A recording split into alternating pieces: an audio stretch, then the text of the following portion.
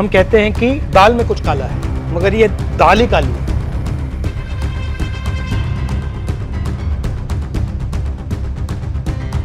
E20 petrol पर मोदी सरकार की मुश्किलें बढ़ती जा रही है। राहुल गांधी ने मोर्चा खोल दिया है और देश भर में बड़ा प्रदर्शन करने की बात कही है।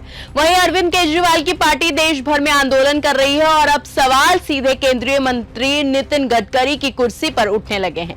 क्या E20 पर बढ़ता विरोध मोदी सरकार को बैकफुट पर ला देगा? क्या सरकार को अपना फैसला बदलना पड़ेगा? और क्या इन पूरे विवादों का असर नितिन गडकरी पर भी पड़ेगा? आइए जानते हैं कि पूरा मामला क्या है। नमस्कार, आप देख रहे हैं न्यूज गंगा। मैं हूं आपके साथ अंकिता।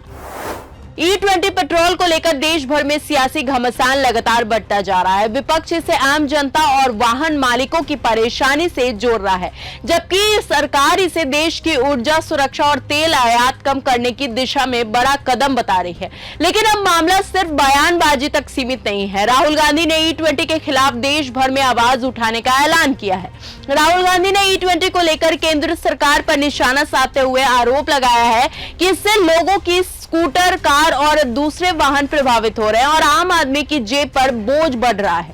एक वीडियो जारी कर राहुल ने इस मामले को बेहद गंभीर बताया और सरकार पर भ्रष्टाचार के आरोप लगाते हुए कहा कि यहां सिर्फ दाल में काला नहीं है, बल्कि पूरी की पूरी दाल ही काली है। ये E20 का जो मामला है, ये बहुत बड़ा इशू है। नॉर्मली हम कहते हैं कि दाल में कुछ काला है, मगर ये दाल ही काली है। Brothers and sisters, this is a matter of sequencing. Our problem right now is that there is so much corruption that there's a huge line in what we have to sequence. Don't worry, this issue, we're going to take it up in a massive way, because this is destroying people's cars, destroying people's scooters, destroying people's lives, and literally is stealing directly from them. यानी कांग्रेस अब इस मुद्दे को संसद में लेकर सड़क तक ले जाने की तैयारी में है। लेकिन कांग्रेस के साथ साथ आम आदमी पार्टी भी E20 के खिलाफ मैदान में उतर चुकी है। अरविंद केजरीवाल ने आरोप लगाया कि सरकार ने बिना पर्याप्त तैयारी के E20 लागू किया और पुराने वाहनों की क्षमता को नजरअंदाज किया। केजरीवाल ने तो अमेरिका के दबाव में E20 नीति लागू किए जाने की भी बात कही है। आपने 8 अगस्त से देशव्यापी टाउन हॉल अभियान शुरू किया है। 8 अगस्त को पश्चिम बंगाल से शुरुआत हुई है इसकी और आज यानी कि 9 अगस्त को गुजरात और हरियाणा में कार्यक्रम प्रस्तावित है और 11 अगस्त को तेलंगाना और 17 अगस्त को छत्तीसगढ़ में अभियान पहुंचने वाला है। आपका कहना है कि इस अभियान के जरिए वाहन मालिकों से सीधे उनकी समस्या और E20 से जुड़े अनुभव लिए जाएंगे।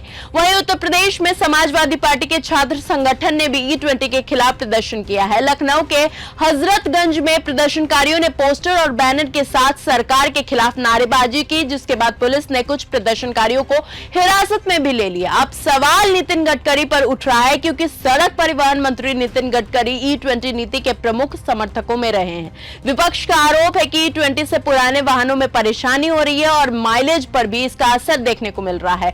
गडकरी ने भी माना है कि E20 से माइलेज में कुछ गिरावट हो सकती है। सरकार का पक्ष है कि E20 से तेल आयात कम होगा, एथेनॉल को बढ़ावा मिलेगा और देश की ऊर्जा सुरक्षा मजबूत होगी। यानी सरकार कह रही है कि E20 देश के हित में है और विपक्ष कह रहा है कि जनता को अपनी गाड़ी की हिसाब से ईंधन चुनने का अधिकार मिलना चाहिए। और अब इसी टकराव के बीच सबसे बड़ा सवाल है कि क्या E20 का विरोध आने वाले दिनों में और बड़ा होगा? क्या संसद में राहुल गांधी सरकार को इस मुद्दों पर घेरेंगे? क्या आपका देशव्यापी अभियान सरकार पर दबाव बढ़ाएगा? और क्या इस बढ़ते राजनीतिक विवाद के बीच नितिन गडकरी को भी विपक्ष के तीखे सवालों का सामना करना पड़ेगा? इतना तो साफ है कि E20 अब सिर्फ पेट्रोल का मुद्दा नहीं है, ये मोदी सरकार के लिए एक बड़ा राजनीतिक मुद्दा बनते जा रहा है। आने वाले दिनों में आंदोलन बढ़ता है या फिर सरकार अपने फैसलों पर कायम रहती है? आपकी इस पूरे खबर पर क्या राय है? क्या सरकार की E20 पेट्रोल का फैसला वापस लेना चाहिए और जनता को शुद्ध पेट्रोल का विकल्प देना चाहिए? अपनी राय कमेंट बॉक्स में हमें जरूर बताएं। तब तक के लिए धन्यवाद।